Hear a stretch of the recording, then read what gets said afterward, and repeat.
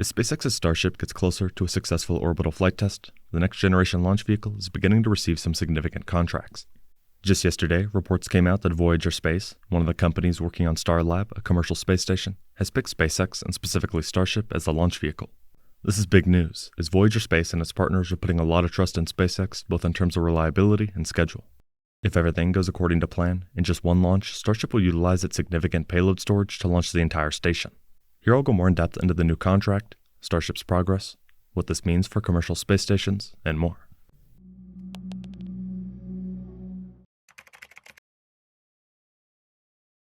Yesterday, on the 31st, Voyager Space released a full statement on the new contract and what to expect.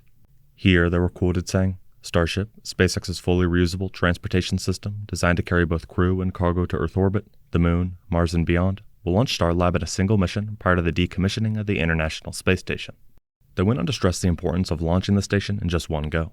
For example, the Voyager Space president said, it cannot be understated the significance of the single launch to orbit, not 2, 3, 4 launches to close the business plan. Not only will they launch the structure in one go, but the interior should be practically complete and fitted as well. They mentioned that the one launch will include a fully functional science park, no additional outfitting flights required. This is intended to accelerate accessible science, research, and manufacturing opportunities for customers. This importance of one launch also gives insight into why they picked Starship. Put simply, the station is very big, especially when factoring in payload fairings and available launch vehicles.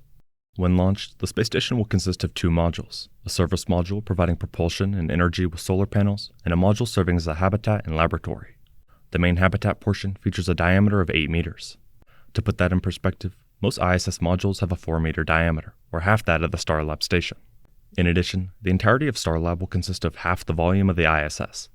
In other words, Starship is set to launch a station with half the internal volume of the International Space Station in a single mission. We also learned that Voyager and Airbus are targeting as early as 2028 for Starlab's launch. This means they expect Starship to be fully operational and ready to support the launch of such a large and important structure. Even though they are planning just a single launch, which increases risk in some ways, they are very confident in their choice. Voyager chairman and CEO Dylan Taylor believes launching all of Starlab at once on Starship is the right way to de-risk our program, he said. He also mentioned, you then don't have to do risky on-orbit assembly and multiple launches. Practically all stations in orbit right now took multiple trips and years of work to construct and piece together. The ISS took more than 40 launches for assembly and maintenance. Even modern commercial space stations, such as Axiom Station, are expected to consist of around 5 launches to build the station. This will also happen over close to a 5-year time period, meaning Axiom may launch the first module, but Starlab could very well have the first complete commercial space station thanks to this contract with Starship. The obvious concern is that while you do limit the risk of multiple launches in the assembly process, you're putting all your eggs in one basket. If something were to go wrong on that Starship launch, practically all of the company's progress is gone.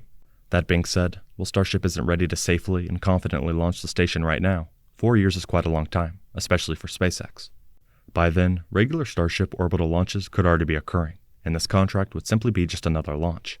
This is likely what Voyager Space and its partners are planning and hoping for. In preparation for this mission, both SpaceX and teams working on the Starlab station have been very busy. Right now, SpaceX is getting close to its 3rd Starship flight attempt.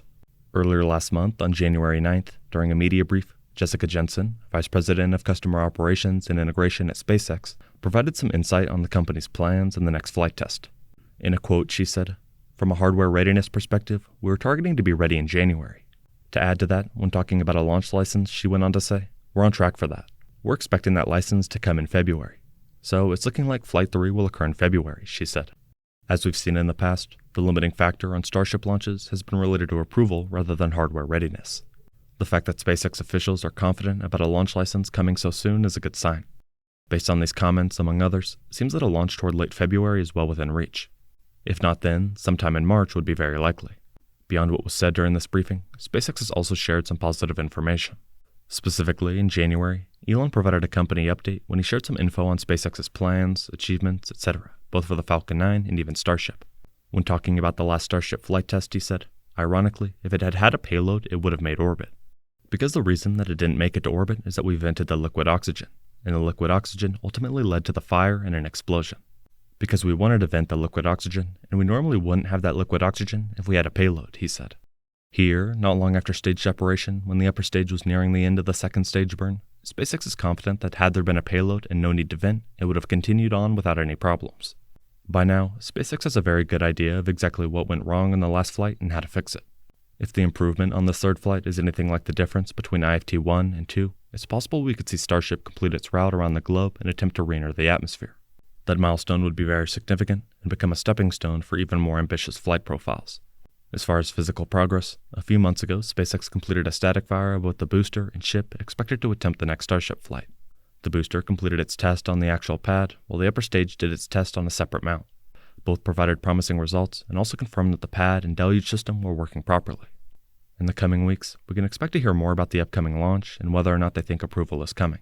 Other than that, they are nearly ready on a hardware standpoint, making a launch soon realistic. As for Starlab, the company has a busy future ahead of them now that a launch contract has been signed. In theory, the station will act as a continuously crewed, free-flying space station. They highlight that Starlab will serve a global customer base of space agencies, researchers, and companies, ensuring a continued human presence in LEO and a seamless transition of microgravity research from the ISS into the new commercial space station era. Starlab's single-launch solution continues to demonstrate not only what is possible, but how the future of commercial space is happening now, said the Senior Vice President of Commercial Business at SpaceX. The SpaceX team is excited for Starship to launch Starlab to support humanity's continued presence in low Earth orbit on our way to making life multiplanetary, he said. In terms of progress, the Starlab team has advanced through multiple program milestones over the past year, including completion of the systems requirement review, systems definition review, human-in-the-loop testing, and more. Starlab Space recently announced a teaming agreement with Northrop Grumman and plans to collaborate with the European Space Agency. In July 2023, Voyager Space and Airbus announced an agreement for a transatlantic joint venture to develop, build, and operate Starlab. In December 2021, Voyager Space was awarded a $160 million public-private partnership contract from NASA to design Starlab as part of the agency's Commercial Destinations Free Flyer program. Before then, in March, NASA presented the Commercial LEO Destinations, or CLD program, which aims to support the creation of private Earth-orbiting space stations in which the agency would only be one of the customers, with companies retaining ownership of their stations. While Starlab doesn't have the benefit of connecting to the ISS like Axiom Space, because they're launching it in one go, they don't really need it. Something to look forward to in the coming years. Starship was just awarded a very significant contract with Voyager Space and its partners.